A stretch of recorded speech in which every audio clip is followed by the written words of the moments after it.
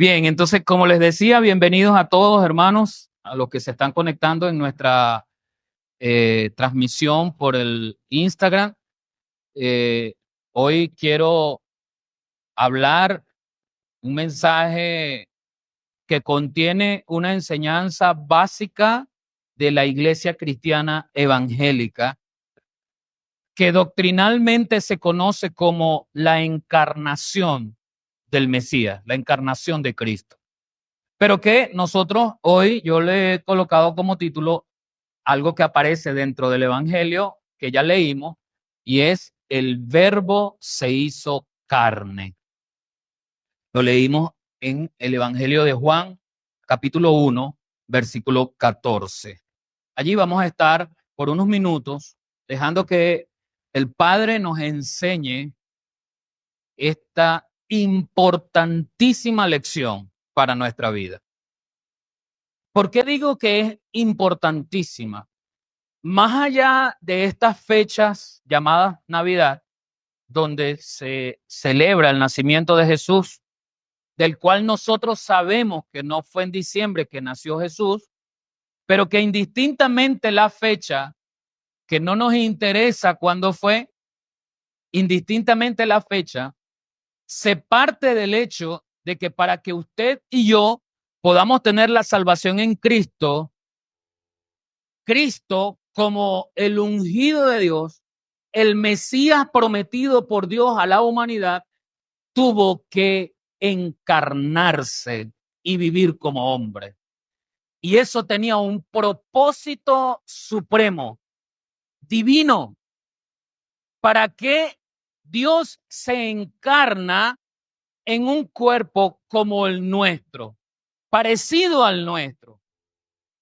Y necesariamente la obra expiatoria de Jesús como el Mesías debía hacerse en este cuerpo frágil, en este cuerpo que siente hambre, en este cuerpo que con el paso del tiempo se ve sujeto a la degradación. Porque mientras avanzamos en edad, nuestros huesos, nuestros músculos, nuestras neuronas y todos nuestros sistemas en el cuerpo se van perdiendo propiedades, va perdiendo habilidades. Y es que precisamente cuando el apóstol nos habla acerca de la muerte del Señor y de la resurrección, para poder llegar a ese punto, para poder hablar sobre la muerte del cuerpo de Cristo, tenemos que pensar que ese cuerpo estaba vivo y que en algún momento nació. Y el hecho importante para nosotros no es cuándo nació. El hecho importante es que Dios mismo se hizo hombre. Así que en el Evangelio de Juan capítulo 1, yo quiero repasar desde el versículo 1 hasta el 4 para luego profundizar en el texto que nos corresponde en este estudio, que es el versículo 14. Pero en Juan 1:1 dice, en el principio era el verbo y el verbo era con Dios y el verbo era Dios. Este era en el principio con Dios. Todas las cosas por él fueron hechas y sin él nada de lo que ha sido hecho fue hecho. En él estaba la vida y la vida era la luz de los hombres. Miren la introducción que hace Juan, que algunos eruditos le llaman el teólogo. Algunos teólogos piensan que de los 4 evangelios, el evangelio más teológico es el evangelio de Juan. Es un evangelio de mucha profundidad que nos narra la historia de la vida de Jesús, pero aplicada a esos principios divinos que para la iglesia han sido puntos doctrinales fuertes y que comienza en el capítulo 1 precisamente con este estudio importante, la encarnación de Jesús. Y para poder hablarnos de la encarnación de Jesús en el capítulo 14, perdón, en el versículo 1 de ese mismo capítulo 1, él primero hace una introducción acerca de quién era el verbo. Porque para asimilar, para que nuestra mente asimile el hecho de que Jesús desde la eternidad, como dice el apóstol en Filipenses, se despojó a sí mismo y vino y habitó entre nosotros como hombre, eso debe traer la idea de que el Mesías, siendo Dios, tomó nuestra forma, pero la tomó con un propósito, la tomó con una meta, la tomó para hacer algo, imagínense, a nuestro beneficio, porque no era algo para su beneficio, era algo para nuestro beneficio. La tomó para poder crecer como nosotros sin tener nuestra naturaleza pecaminosa.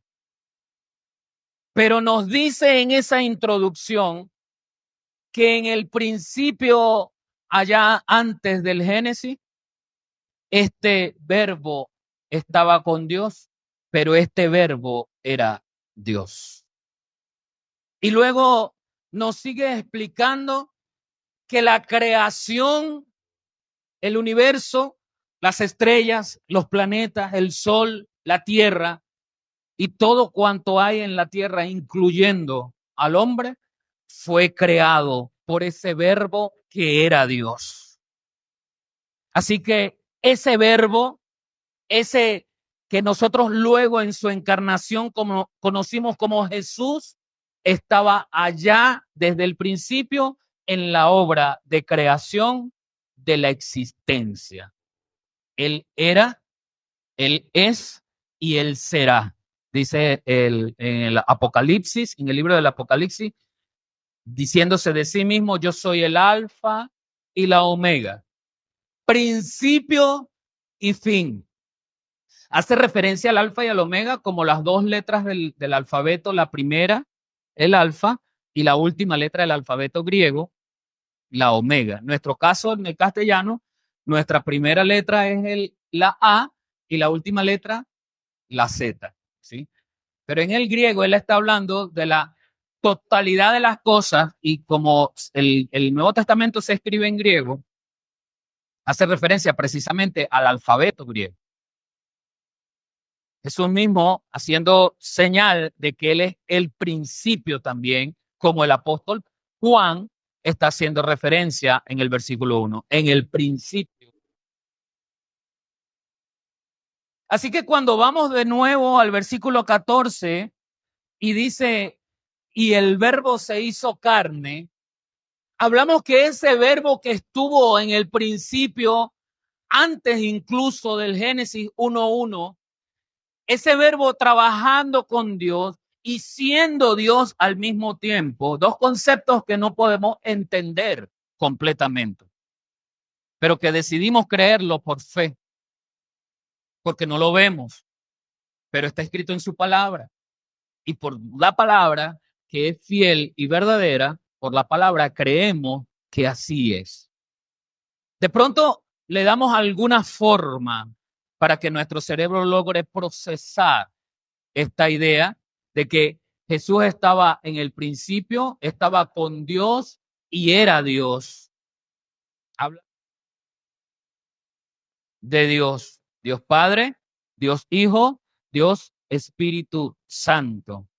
Se habla a sí mismo Dios con la persona del Hijo y del Espíritu en Génesis 1:26. Hagamos al hombre a nuestra imagen y a nuestra semejanza. Allá estaba Dios, allá estaba el verbo y el verbo era con Dios, trabajando. Pero ese trabajo no culminó allí en el principio, porque recuerde que en Génesis 3, cuando nos habla de la caída del primer hombre y de la primera mujer, se hacía necesario entonces que para cubrir ese pecado, el hombre derramara sangre en propiciación por esa primera cobertura que Dios le proporcionó a esa desnudez en Adán y Eva. La primera reacción de esta pareja cuando se notan desnudos y entra por primera vez la vergüenza en sus corazones fue coserse hojas, pero estas hojas no taparían su desnudez por mucho tiempo. Así que Dios tuvo la necesidad de sacrificar el primer animal para poder vestir la desnudez de aquella primera pareja por más tiempo que una simple hoja, que indudablemente se marchitaría con el pasar de las horas. Y cuando cuando Dios viste a Adán y Eva con pieles de aquel primer animal muerto, indudablemente hubo derramamiento de sangre por el pecado cometido. Allí nace la necesidad de la expiación del pecado con derramamiento de sangre. Pero en Dios, la sangre del animal no suplía completamente la remisión de los pecados. No porque Dios fuese infantilmente inmaduro al no aceptar esa sangre del animal. Es que el hombre, en medio de su avaricia, en medio de su desconcierto de ideas y despropósito, seguía pecando constantemente. Así que Dios instituyó fiestas anuales para que el pueblo fuese a él con ofrendas cuyo derramamiento de sangre podía hacer la cobertura o la limpieza del pecado solamente por un año. Era necesario que la sangre que se vertiera fuese suficiente para todos y por la eternidad. Pero si se sacrificaba una persona, aparte de que su sangre era ya contaminada con el pecado de Adán, para que brotara mucha sangre, la persona quedaría sin vida. Así que había una necesidad,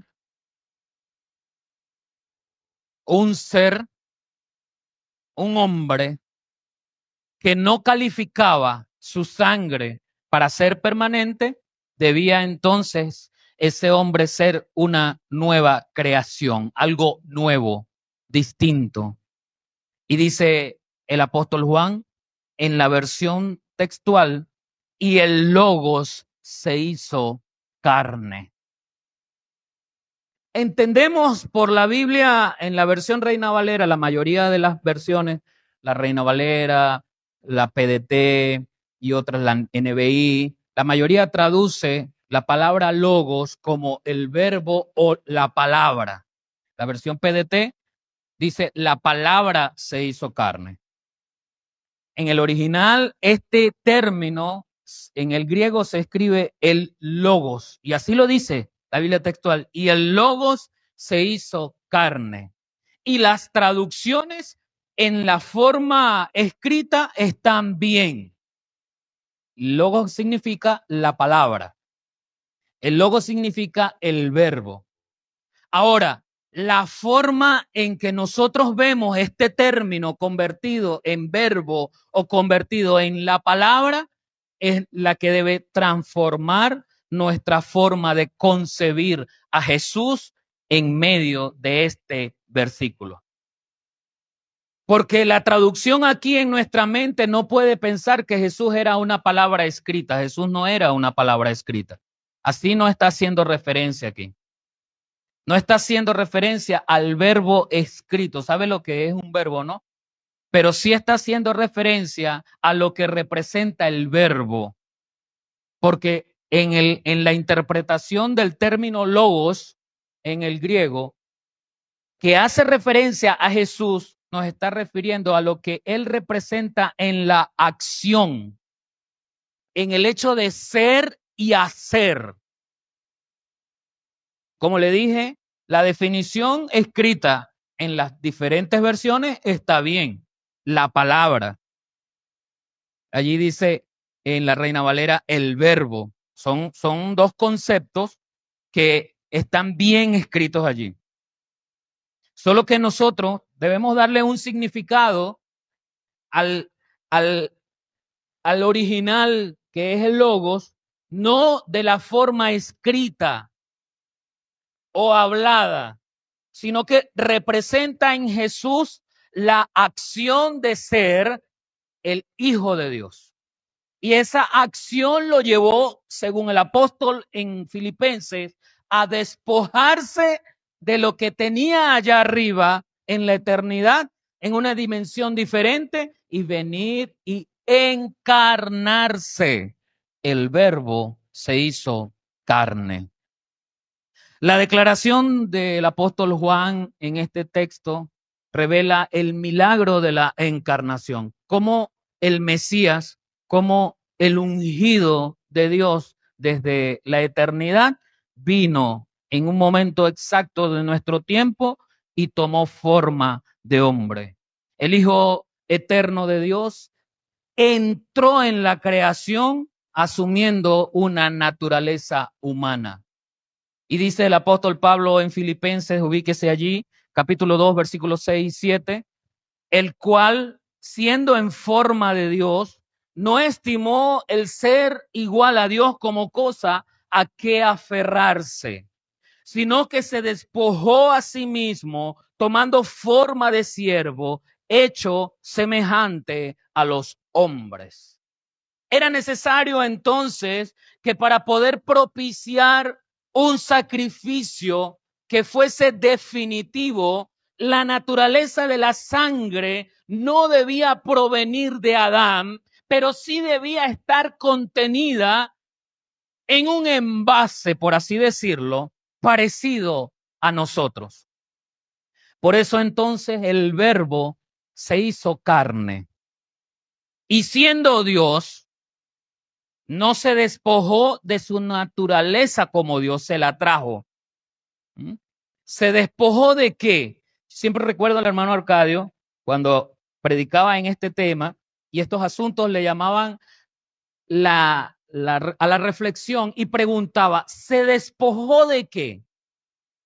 ¿No dejó de ser Dios? ¿No dejó su majestad como Dios? ¿No dejó su soberanía de Dios? Y quizás nuestra mente no lo logre comprender del todo.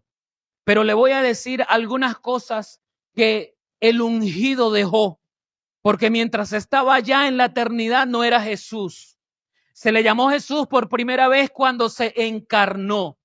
Pero desde el principio era el logos, era el verbo, era la palabra, era el ungido. El ungido que en hebreo lo conocemos como el Mesías. Y en griego, el mismo ungido, Cristo. Pero allá en la eternidad no era Jesús.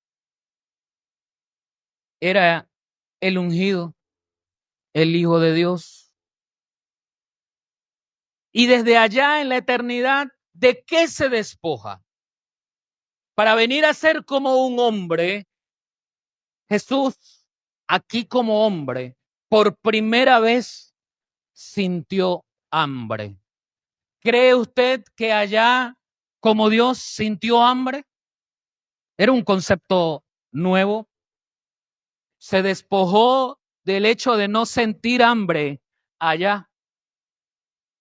Cuando se encarna en esta piel nuestra como hombre, el ungido por primera vez siente sed, cosa que en la eternidad jamás sintió sed. Cuando se encarna como hombre, el ungido por primera vez se siente angustiado, abatido, afligido allá en el Getsemaní, cosa que nunca había experimentado siendo Dios en la eternidad. Se trae su naturaleza divina y la combina en un mismo espacio con la naturaleza humana, sin tener la sangre de Adán. Es por eso que María recibe la visita inesperada para ella del Espíritu Santo, quien coloca la semilla prometida a Adán y a la mujer y a la serpiente en Génesis 3. Esa enemistad que habría entre el diablo y la humanidad vería su punto de culminación en esa semilla que heriría a la serpiente de manera mortal en la cabeza. Esa semilla prometida en Génesis 3 es traída por el Espíritu Santo y depositada en el vientre de María para que la sangre del hombre no fuese traída por herencia en Adán y contaminara el cuerpo del ungido, el cuerpo del Logos. La encarnación se vería destruida si la humanidad completamente del cuerpo del Logos hubiese sido contaminada con la sangre completamente del hombre.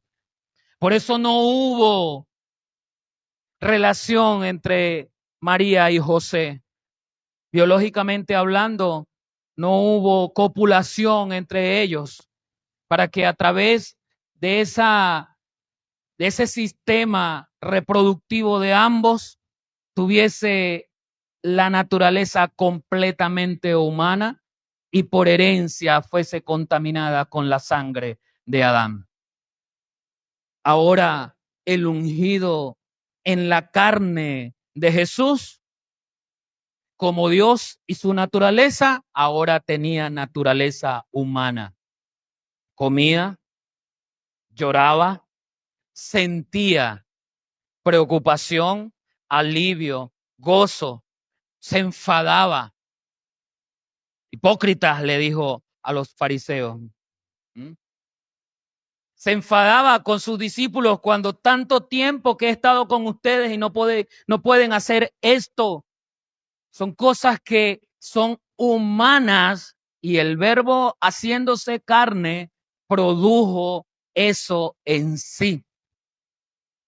Consideremos nosotros la humildad de Dios en la persona de Jesús, en la persona de Cristo, del ungido, en que siendo creador, siendo aquel que hizo las cosas, siendo aquel que sostiene el universo. Escuchaba a alguien decir, ¿cómo es tan perfecto Dios que hay una sincronía total en el movimiento que el sol hace sobre su propio eje y en el movimiento que la Tierra hace sobre su propio eje y en el movimiento que la Tierra hace alrededor del sol?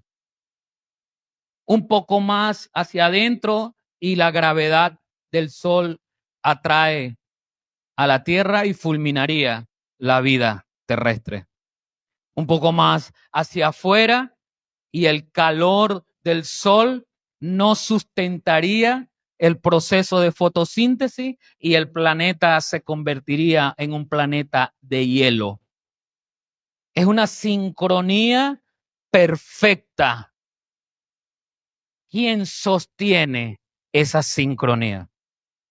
Por supuesto, los científicos, la ciencia nos dará explicaciones a través de las leyes y teorías de grandes científicos que matemáticamente y a través de la física pueden cuestionar el poder de Dios. Pero nosotros no hemos sido llamados a razonar con la ciencia solamente lo que significa cómo Dios hace las cosas. Si Jesús mismo le dijo a Tomás, cuando Tomás había pedido que para él poder creer que Jesús había resucitado, él debía con sus propias manos meter su dedo en las heridas de Jesús. Él quería con sus propios ojos ver que Jesús estaba vivo. Y cuando finalmente Jesús se presenta delante de Tomás, Jesús le dice, tú eres bienaventurado, Tomás, porque estás viendo y estás tocando.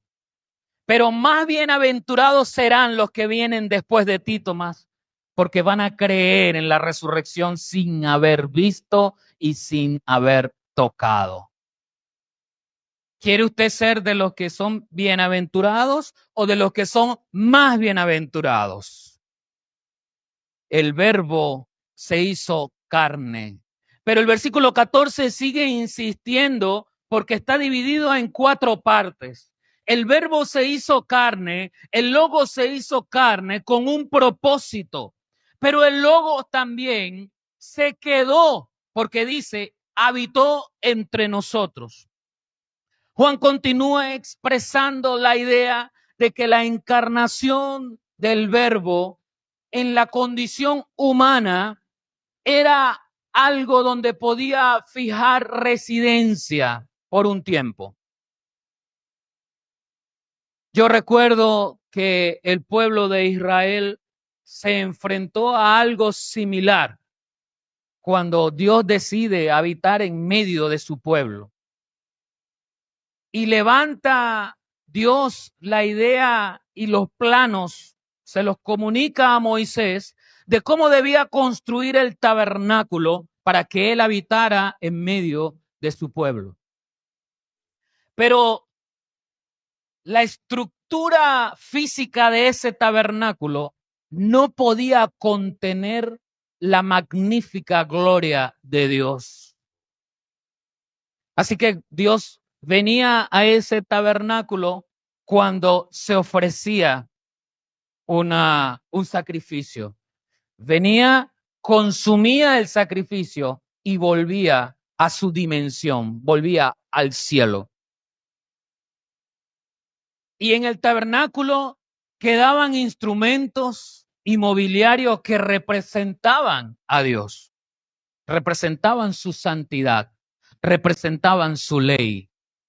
Y así fue en el primer tabernáculo movible, Moisés y el pueblo, una nación que transitó muchos años por el desierto. Pero cada vez que se estacionaban en algún lugar, lo primero que hacían era levantar el tabernáculo. Luego cada quien levantaba su tienda donde iba a dormir cada familia, pero lo primero que se hacía era levantar el tabernáculo de Dios. Un lugar físico que en su momento no sirvió para que Dios habitase permanentemente. El Verbo se hizo carne y habitó entre nosotros. La gloria de Dios podía entonces permanecer aquí con nosotros. Y en los primeros discípulos, en la encarnación de Jesús, del Verbo, en ese hombre llamado Jesús, los primeros discípulos pudieron deleitarse de las maravillas de Dios obrando a través de Jesús. Vieron, por ejemplo, en aquella primera oportunidad, cuando Jesús, aún siendo desconocido para su pueblo y estando en unas bodas, convierte el agua en vino. Y allí empezó muchas personas a seguir a Jesús y a experimentar el poder de Dios a través del Verbo encarnado. Y de forma permanente en vida humana, el pueblo de Israel pudo ver a Dios allí. O se le olvida cómo fue prometido desde Isaías, en Isaías 9:6, ¿recuerda? Vaya al libro de Isaías, capítulo 9.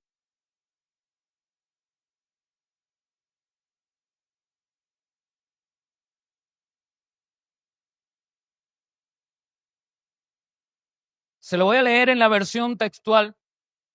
Dice, capítulo 9, a partir del versículo 6, porque un niño nos es nacido, hijo nos es dado. El dominio estará sobre su hombro y se llamará su nombre admirable, consejero, Dios fuerte, Padre eterno, príncipe de paz. ¿Se da cuenta? Cuando el ángel le da el mensaje a María acerca de cómo llamaría a Jesús, a ese niño que venía de parte de Dios, le dijo, y su nombre, y será llamado Emmanuel, que traducido es Dios con nosotros. La encarnación del Mesías, la encarnación del Logos, permitió que Dios habitara en medio de su pueblo. Pero no queda allí. Tal como nosotros en este tiempo donde las personas celebran al niño Jesús, nosotros no nos hemos quedado con un niño indefenso, porque ese niño creció, ese niño murió y ese niño resucitó. Pero es indiscutible que fue la encarnación la que produjo la posibilidad de que, como dice el apóstol Pablo a los Efesios, ahora pueda Dios habitar permanentemente en esta tierra a través de usted y a través de mí. Dice el apóstol Pablo a los Efesios capítulo 3, versículos 17 al 19, para que habite Cristo por la fe en vuestros corazones. Pero ¿por qué Cristo puede habitar por la fe en vuestros corazones? Porque Él se encarnó y habitó entre nosotros. Y por medio del Espíritu Santo, que es el que permite esa fe en nosotros, habita en nuestras vidas. Efesios 3, 17 al 19. Y continúa diciendo el apóstol, a fin de que, arraigados y cimentados en amor, seáis plenamente capaces de comprender con todos los santos cuál sea la anchura, la longitud, la profundidad y la altura, y de conocer el amor de Cristo que excede a todo conocimiento, para que seáis llenos de toda la plenitud de Dios. Diga conmigo, la plenitud de Dios. Ese verbo fue hecho carne y habitó entre nosotros. Hoy habita en nosotros a través de Cristo en su Espíritu Santo. Es la encarnación del verbo que produjo en nosotros la oportunidad de que el Mesías manifestado en profecías desde el Antiguo Testamento pudiese desarrollar su vida entendiendo cómo es ser un hombre, entendiendo cuáles son nuestras debilidades y las entendía porque las vivía. Fue sometido a todas las angustias, improperios, descalificaciones que usted y yo podamos tener alguna vez en nuestra vida.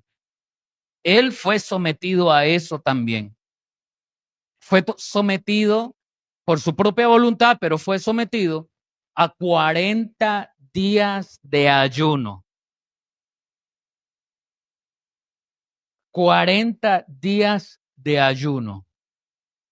Tanto así que Satanás, conociendo la debilidad de un cuerpo mortal, trata de acceder a Jesús a través de algo natural, después de algunos días sin comer, ¿verdad? Convierte esas piedras en pan para que sacies tu hambre. Una de las 3 tentaciones. Convierte esas piedras en pan para que sacies tu hambre. Satanás sabía que habían sido 40 días de abstención y Satanás sabía que todo cuerpo humano necesita alimentarse de pan. Y no del pan de nosotros de trigo, ni de jamón, ¿no? Hablo de la comida, ¿no? Que nos sustenta, que nos nutre, que nos mantiene con vida. Ese verbo encarnado en Jesús, 40 días de ayuno, sintió hambre también, pero no se doblegó. Ese verbo encarnado en Jesús lloró cuando escuchó la noticia de que su gran amigo Lázaro había muerto. Independientemente del porqué del llanto, expresó una emoción y sentimiento que expresamos nosotros como seres humanos. El Verbo se encarnó y habitó entre nosotros. A través de Cristo, la humanidad puede entonces acercarse a Dios sin tener temor a ser expulsados, porque en el libro de los Hebreos nos habla de que podemos entrar gratuitamente delante de su presencia. Como el Verbo se encarnó y habitó entre nosotros, ese Verbo ahora actúa a nuestro favor, como el gran sumo sacerdote que es. Recuerde que en el Antiguo Testamento Dios había colocado desde Moisés y lo ratificó con los reyes y los profetas, como el templo se iba a construir para que en el templo habitara la plenitud de Dios. Así que el templo fue construido en dos partes y una de esas partes, el lugar santísimo, solamente tenía acceso el sumo sacerdote una vez al año para presentar una ofrenda de expiación por los pecados de todo el pueblo, pero se hacía una vez al año solamente. Cuando el sumo sacerdote terminaba de presentar la ofrenda, al siguiente año, ese sumo sacerdote debía volver a entrar con la ofrenda de la sangre de otro animal distinto, porque la sangre del animal no era suficiente. Pero en Cristo como sumo sacerdote, Él se presentó con su sangre divina, no contaminada con el pecado de Adán, para que fuese suficiente esa sangre y redimir de manera permanente nuestros pecados. Así que todos los que podemos tener acceso al Jesús, Hijo de Dios, no a cualquier Jesús, es al Jesús, el que luego conocimos como el Cristo, Jesús, y por eso algunos textos de la Biblia, Jesucristo. ¿Ve? Esa combinación del Jesús encarnado, Cristo, el Mesías, el ungido, Jesucristo. Al tener acceso en Jesucristo, tenemos acceso a ese sumo sacerdote que presentó su sangre una sola vez y para siempre. Dice el apóstol en Hebreos 4, 14 al 16. Hebreos 4, 14 al 16. Por tanto, teniendo un gran sumo sacerdote que traspasó los cielos, Jesús, el Hijo de Dios, retengamos nuestra profesión, porque no tenemos un sumo sacerdote que no pueda compadecerse de nuestras debilidades. ¿Ve lo que le estoy diciendo? El sumo sacerdote que es Jesús, encarnado, vivió como nosotros, nos conoce porque vivió nuestras debilidades. Cuando acá habla de debilidades, no está hablando solamente de nuestros pecados, está hablando de la condición de nuestro cuerpo. ¿O usted cree que Dios siente frío? ¿Usted cree que Dios siente calor? De eso se despojó el ungido y experimentó las debilidades de nuestro cuerpo frente al calor, frente al frío, frente al hambre. ¿Sí? Pero tenemos un sumo sacerdote que nos compadece porque nos conoce. Y sigue diciendo el capítulo 15, el versículo 15, sino uno que fue tentado en todo según nuestra semejanza, pero sin pecado. Versículo 16, acerquémonos, pues, confiadamente al trono de la gracia para alcanzar misericordia y hallar gracia para el oportuno socorro. El Verbo se hizo carne y el Verbo habitó entre nosotros. En el mismo versículo 14, continúa diciendo el apóstol Juan, y vimos su gloria, gloria como del unigénito. Qué hermoso es la revelación que hace el apóstol el apóstol Juan al decirnos, y vimos su gloria. En días pasados estaba compartiendo con los hermanos que estaban aquí en ayuno y oración y hablábamos sobre la gloria de Dios. ¿Qué es la gloria de Dios? La palabra gloria nos habla de la misma imagen de Dios. Pero oiga, escuche, entienda, nadie ha visto jamás a Dios. ¿Cómo es la gloria de Dios? Porque si le hablo de que la gloria de Dios es la imagen de Dios mismo, vendría a nuestra mente quizás algún reflejo, algún detalle, alguna silueta acerca de Dios. Pero Dios es espíritu. Y la misma palabra ha dicho, nadie jamás ha visto a Dios. ¿Por qué? Porque Dios es espíritu. Escúcheme, Dios no es fantasma. A veces creemos que los espíritus son fantasmas y toman forma corpórea, de animal, de persona o de cosa. No, Dios no es un fantasma, Dios existe. Dios existe, pero es espíritu, es decir, es invisible a estos ojos.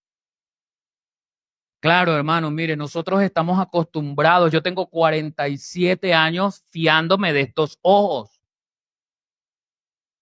Estoy acostumbrado a la necesidad de ver algo que estos ojos puedan procesar. Eso es natural. Y dígame los que tienen 60, los que tienen 70, acostumbrados a que por sus ojos pueden tangiblemente decir existe. Pero es difícil para nosotros tratar de ver la imagen de Dios. Pero el apóstol dice, y vimos su gloria en ese verbo que se encarnó. Sin necesidad de ver una imagen de Dios, porque no la necesitamos. El Salmo 19 dice, los cielos cuentan la gloria de Dios y el firmamento anuncia la obra de sus manos. Mire la expansión de los cielos y los cielos le contarán la gloria de Dios, la imagen de Dios representada en su creación. El Verbo vino, habitó entre nosotros y vimos su gloria, dice el apóstol en esta revelación hermosa, gloria como del unigénito del Padre. Pero esa gloria no podemos captarla por nuestros sentidos humanos, por nuestra vista, por nuestro oído, por nuestro olfato, el gusto o el tacto. 5 sentidos que nos mantienen en contacto con lo material, pero Dios no es nada ni para nada material. Dios es espíritu. Pero gloria a Dios, esa gente que pudo ver a Jesús, vio la gloria del Padre en el cuerpo de Jesús, encarnado allí. Pero gloria a Dios, más bienaventurado nosotros que vemos la gloria de Dios, no en el Cristo de carne, sino en el Cristo de nuestros corazones. Allí mismo en el Evangelio de Juan, capítulo 14, unas páginas a su derecha, dice en el versículo 8 y 9, Felipe le dijo, Señor, muéstranos al Padre y nos basta. Y escuche y mire la respuesta del Señor ante esta solicitud que le hace Felipe. Jesús le dijo, ¿tanto tiempo hace que estoy con vosotros y no me has conocido, Felipe? El que me ha visto a mí, ha visto al Padre. ¿Cómo, pues, dices tú, muéstranos al Padre? Jesús no está hablando de su cuerpo corporal. Por eso le repetí en varias ocasiones, Dios es espíritu. Jesús no le está diciendo que Él es la fotocopia de Dios. Yo conocí a un hermano, que algunos de ustedes lo conocen, Y él siempre, desde que yo era un niño hasta ahora, lo vi hace unos meses atrás, y él me dice, la fotocopia de Santo, me dice él. Y él dice que yo soy igualito a mi papá. La fotocopia. Y él siempre me decía, ojalá, ¿cómo está la fotocopia? ¿Cómo está la fotocopia? Porque él decía que yo soy igualito a mi papá. Bueno, no sé, ¿verdad? Yo digo que no soy igualito, no, de repente sí, pero igualito no, pero él lo aprecia así. ¿Mm? Jesús no le está diciendo a Felipe, yo soy la fotocopia. Recuerde, por eso le dije, Dios es.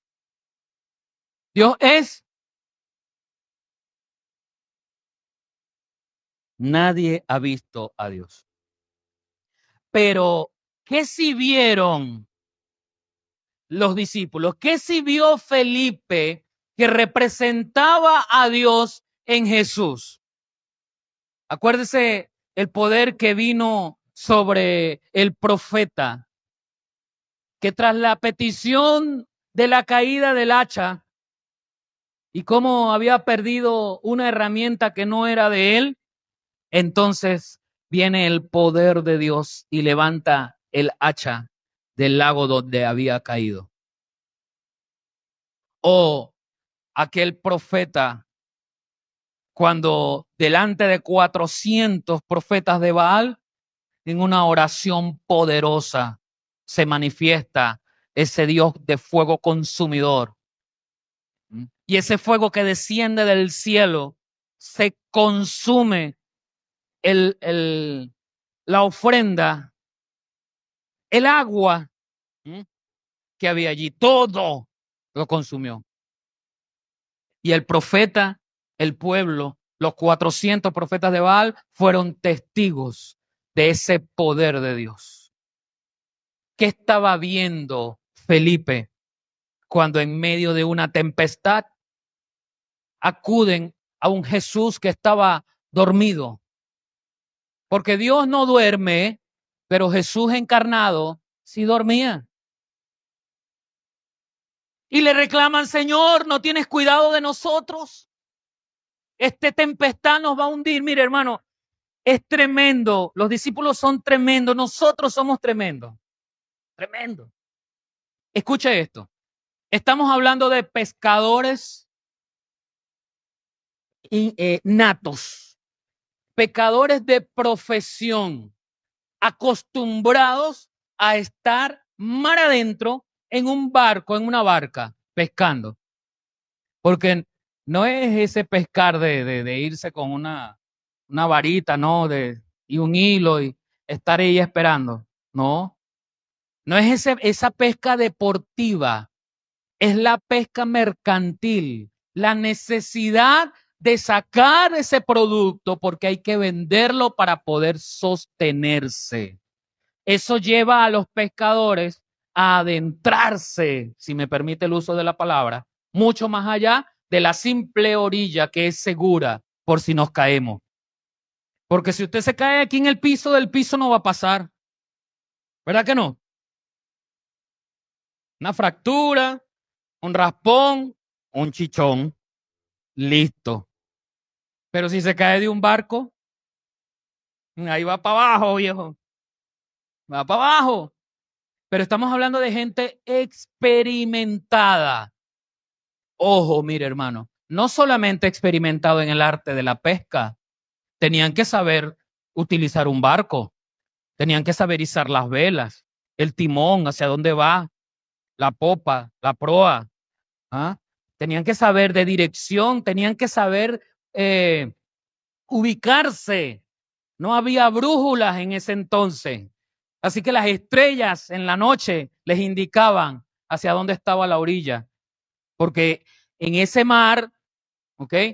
Donde se pierde de vista la orilla, si no hay un punto de referencia, ¿cómo volver a tierra seca? ¿Cómo ir hacia algún lugar si no hay punto de referencia? Si no hay sol, que de repente usted con el sol se ubica. Aunque yo siempre estuve a mis estudiantes y las primeras preguntas que les hacía, porque yo les daba lógica algorítmica, y las primeras preguntas que yo les decía era que si ellos sabían ubicarse cardinalmente, norte, sur, este y oeste. Normalmente no se saben ubicar las personas, ni mis estudiantes en ese entonces. Como estábamos cerca del río, yo les ponía el ejemplo, ¿hacia dónde va el río? Nosotros estamos acostumbrados, por lo menos aquí en el llano, en Barinas, el recorrido del río, ¿hacia dónde es? Si el recorrido del río es hacia allá, quiere decir que hay un desnivel hacia allá, porque el río corre sin que haya un motor que lo empuje. Así que el río corre hacia abajo. Entonces uno normalmente dice la parte baja de la ciudad hacia allá. Y la parte de arriba de la ciudad es contrario al flujo del río hacia allá. Esos son puntos de ubicación hacia arriba. Barinitas queda hacia dónde? Hacia arriba. Entonces la persona dice, no, yo vengo de allá de Barinitas. Eso a mí me cae así, me da como una corriente eléctrica aquí. Yo vengo de allá de Barinitas. Esas personas, esos discípulos del Señor, acostumbrados a las tempestades, acostumbrados a nadar y a conducir el remo, el bote, el barco mar adentro, sintieron miedo en una tempestad y acuden al Señor. Señor, y con temor le reclaman, no tienes cuidado de nosotros, Señor. No, que no sientes el batuqueo, la tempestad allí, no te caes de la cama, que te despiertes, haz algo por nosotros. Un grupo de hombres acostumbrados a eso, acuden a Jesús. Ese mismo Jesús encarnado, ese verbo encarnado, que estuvo presente allá cuando el profeta hizo consumir la ofrenda y lo que había alrededor.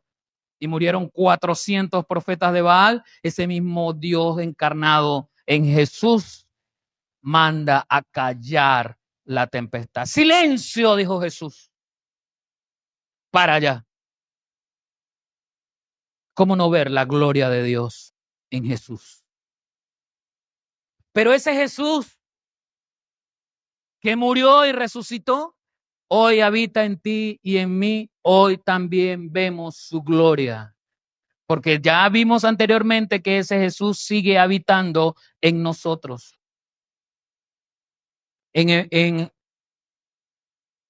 Hebreos capítulo 1, versículo 3, explicando el apóstol a los hebreos acerca de Jesús, le dice, el cual, siendo el resplandor de su gloria y la imagen misma de su sustancia, y quien sustenta todas las cosas por la palabra de su poder, habiendo efectuado la purificación de nuestros pecados por medio de sí mismo, se sentó a la diestra de la majestad en las alturas.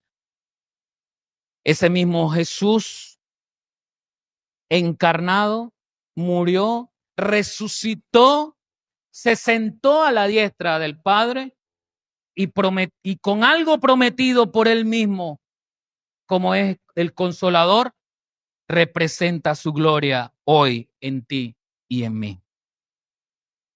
Esa misma gloria que estuvo en Jesús, que fue capaz de parar una tormenta, ¿no la puedes tener tú también? ¿No la puedo tener yo también? Y el Verbo se hizo carne. Y la última parte de este versículo 14, cuando el apóstol Juan habla acerca del Verbo y vimos su gloria, gloria como del unigénito del Padre, lleno de gracia y de verdad. Ese Verbo lleno de gracia y verdad impartió sobre la humanidad gracia y verdad. En un cuerpo nuevo para Dios desde adentro, porque Él lo hizo y nos conoce. Pero vivir sujeto a las leyes físicas, biológicas, naturales que trae este cuerpo es otra cosa. Y Jesús se sometió a esas leyes. Jesús se sometió a la ley del crecimiento. Era un bebé y creció. Y ese crecimiento lo fue llevando también junto con sus padres a cumplir la ley. No solo al 8º día lo circuncidaron, sino que cuando tenía la edad fue presentado en el templo como lo dice la ley. Por eso él dice, yo no vine a abrogar la ley, él venía a cumplirla por ti y por mí. Porque tú y yo no podemos cumplir la ley de Dios. Pero Jesús encarnado sí podía cumplir la ley, así que él la cumplió por ti y por mí. No para que nosotros no la cumplamos, es que ahora la cumplimos en Cristo. Ahora la cumplimos en Cristo. Dice el apóstol Juan, Jesús, ese verbo encarnado está lleno de gracia y verdad. Dos atributos divinos que resumen el propósito de la encarnación. Traer salvación a la humanidad y revelar a Dios en la humanidad. Dice el apóstol Pablo a los Gálatas en el capítulo 4, versículos 4 y 5. La Nueva Traducción Viviente lo dice así. Sin embargo, cuando se cumplió el tiempo establecido, Dios envió a su Hijo nacido de una mujer y se sujetó a la ley. Dios lo envió para que comprara la libertad de los que éramos esclavos de la ley a fin de poder adoptarnos como sus propios hijos. Fíjese cómo el apóstol Pablo está entendiendo esta revelación que le hace Dios y le está escribiendo directamente. Y ya el apóstol Juan lo había escrito en Juan 1:12. Mas a todos los que le recibieron, a los que creen en su nombre, les dio potestad de ser hechos hijos de Dios. Recibimos a Cristo porque Cristo en Jesús encarnado cumplió la ley que ni tú ni yo podemos cumplir. Como Él la cumple, Él nos representa a nosotros. Ahora nosotros cumplimos la ley de Cristo. No es que somos realengos y no vamos a cumplir ley. Acuérdense que Dios no es injusto. Dios es justo. Tenemos que obedecer. Tenemos que cumplir la ley.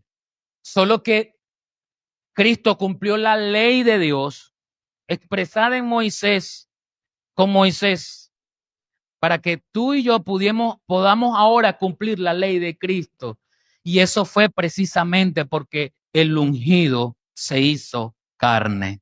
El verbo se hizo carne. Nació una vez. Nació. No fue el 25 de diciembre, estamos claros. Y yo no voy a debatir aquí entrando en contiendas de que si se celebra, no se celebra. Yo creo que el motivo de este tiempo es el motivo de acción de gracia. Es un motivo de agradecer la piedad de nuestro Dios, que envió a su Hijo a encarnarse para trabajar para nosotros en esta salvación hermosa. En Jesús, la gracia se personifica y se extiende a los que creen. Lo dice el apóstol Pablo a los Efesios, en Efesios 2:8, porque por gracia soy salvo por medio de la fe. Y esto no de vosotros, pues es don de Dios. Es la gracia de Dios, dada de manera gratuita a cada uno de nosotros. ¿De qué manera accedemos a esa gracia? Creyendo. ¿Creyendo qué? Creyendo que Jesús es el verbo, creyendo que el verbo se hizo carne, creyendo que ese verbo encarnado habitó entre nosotros, creyendo que ese verbo que habitó entre nosotros murió por nosotros, resucitó por nosotros y ahora me toca a mí y le toca a usted arrepentirse de los pecados y acceder a esa gracia infinita.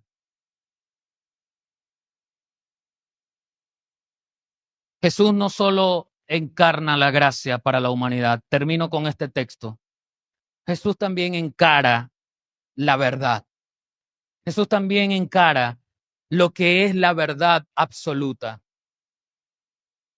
Y tenemos aquella famosa frase de Pilato frente a la intervención de Jesús cuando allá en el pretorio en esa investigación, en esa indagación que estaba haciendo Pilato sobre Jesús, para saber de qué le acusaban sus enemigos, para saber cuál era el dictamen final.